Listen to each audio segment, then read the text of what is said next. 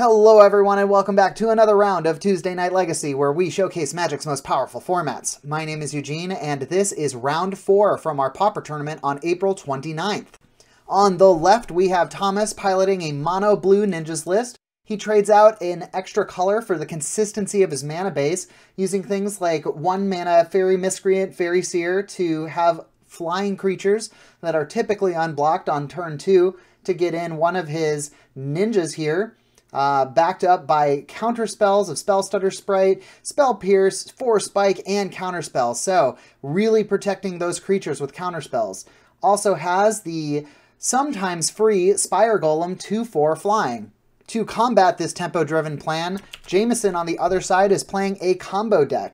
The Cycle Storm list, where he's trying to abuse the cycle mechanic, often costing only 1 mana, to draw cards, and he's going to reload his hand by playing Songs of the Damned once a ton of his creatures are in the graveyard, getting a bunch of black mana, and playing Reaping the Graves to get them all back to his hand, and being able to just cycle again for all of these creatures, constantly going through his deck until he can find the Draneth Stinger, get that in play, and then just keep on going, and each time he cycles or discards just cycles, then his opponent takes a damage, so he just keeps on going until the opponent is dead.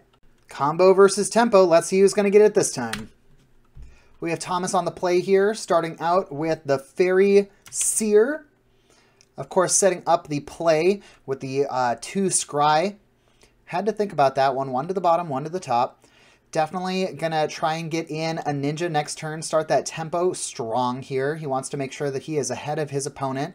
With Jameson just putting in a tapped land, that gives Thomas all sorts of room to play in here. Decides probably doesn't have to counter anything this turn, so he goes for getting that Moon Circuit Hacker in play, getting the extra card, and then redeploying the Fairy Seer to set up his next draw as well. Jameson just cycling the Ash Barrens here, getting a colored mana of his choice. We see him go for the island here. Probably going to be dropping this island, and then I would bet a cycle card on the end of Thomas's turn for 1 generic mana. We're seeing damage come in here. Another ninjutsu for the Ninja of the Deep Hours. This is probably a little bit better than the Moon Circuit Hacker, as it is a unconditional draw an extra card every time it deals damage. We're seeing 4 damage a turn here from Thomas, already down to 14 on Jameson's side. Thomas had to look at that cycled card there. We see a couple different cyclers going to the grave here. Architects of Will, a Draneth Healer, and I believe that was a Horror of the Broken Lands. So already 4 creatures in the grave. A lot of cycling happening, but no land being drawn. So just a Lotus Petal and pass. For Thomas, he's getting more of that advantage, drawing so many cards he almost doesn't know what to do with them. Had to discard a card to the Moon Circuit Hacker ability. Just plays another island, plays the Fairy Seer to set up the next draw. Having the ability to do this 3 times this game has been extremely good. So Thomas in a really good place here. I think he's got some Spell Pierces ready. Got at least 1 of the fairies that can counter. We see a Dark Ritual from Jameson's side. Just firing off a Spell Pierce. Spell Pierce, although Jameson does have access to 2 mana, he decides to just let it go and pass the turn. Thomas clearly in control at this point. Attacking for 5. And doesn't even know if he wants to ninjutsu to keep that mana open. Decides it's probably better to do it anyways. The chances of him drawing a land here off of 3 cards is pretty high, especially since he knew the top 2 cards. Has to discard at the end of his turn. Just deploys another land and passes.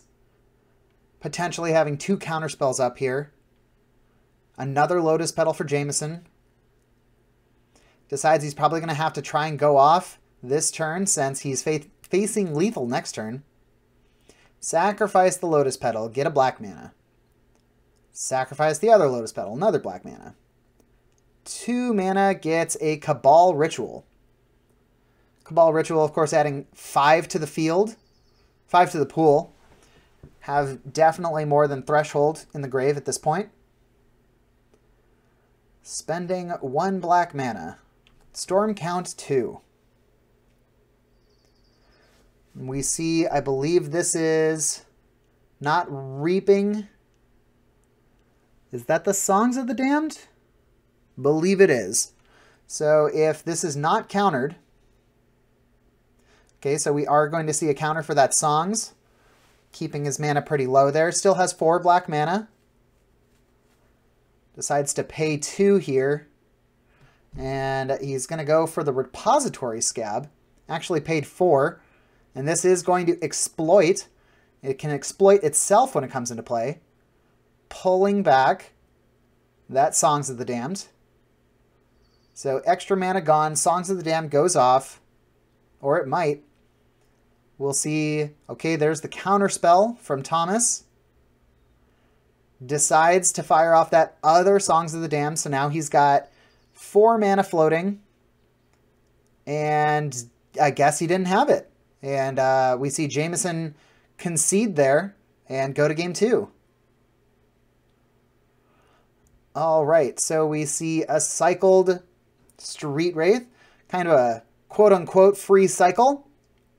Just have to pay 2 life for it.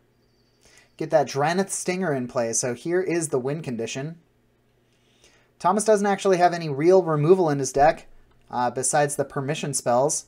He does have 4 snaps, though, so he could return the Dranith Stinger to Jameson's hand if it starts to get out of control. Just see a cycle from Jameson and pass. I think Jameson's looking for another land. A 2 mana for that Spell Stutter Sprite, just to get it onto the field. Get some damage in. Free Ninjutsu off of the Ninja of the Deep Hours, back to hand. Attacking for 1. Cycling here. And just passes it back. Yeah, Jameson's stuck on 2 lands. A tough spot to be in. Deck needs a few lands to operate off of here. We're going to see a Ninjutsu. Another Ninja of the Deep Hours coming in. Just a ton of value here. Getting 4 damage a turn, drawing 2 extra cards. Just passes it back. Not a problem. I think, yeah, Thomas has to discard a card. Decides to get rid of the Fairy Miscreant. Not particularly useful in this position. He's already drawing extra cards. And he already has his unblockables. Well, he's already ninjutsu'd in his ninjas. Drew an Ash Barrens for the turn. Being able to go and get that island. Hoping to make something here. Plays it for his land for the turn. We're seeing 2 Cabal Rituals in hand. Not quite enough at the moment. Do see also a Dark Ritual. Dark Ritual is going to catch the Spell Stutter Sprite. And with nothing else to do, Jameson passes. 5 open blue mana. 3 creatures in play. 5 damage coming across. This is quickly closing out the window that Jameson has to go off here. See a Fairy Seer just to set up the top. Didn't like either of those. So here we go. Jameson's last turn. Drew a Songs of the Damned. There's a Lotus Petal for the turn.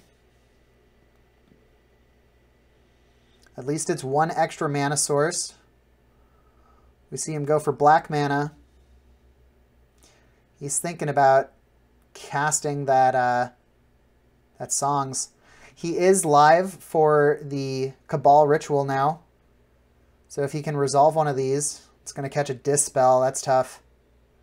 Goes for the other Cabal Ritual, and that one's just going to get the Spell Pierce. And that's going to be game. Looks like Jameson wasn't quite able to get around all of that hard permission from Thomas, so very good showing from the Mono Blue Ninjas deck. As always, thanks for joining us, and if you liked the video, please think about liking this video, and if you haven't already, why don't you subscribe to the channel, and then you can see even more of our content that we put out at least several times a week. I want to thank Spellhold Games for allowing us to use their space. We wouldn't exist without them, so thanks a lot. Finally, our next round is going to be a legacy match. It's going to be Enchantress versus Goblins. We'll see you then.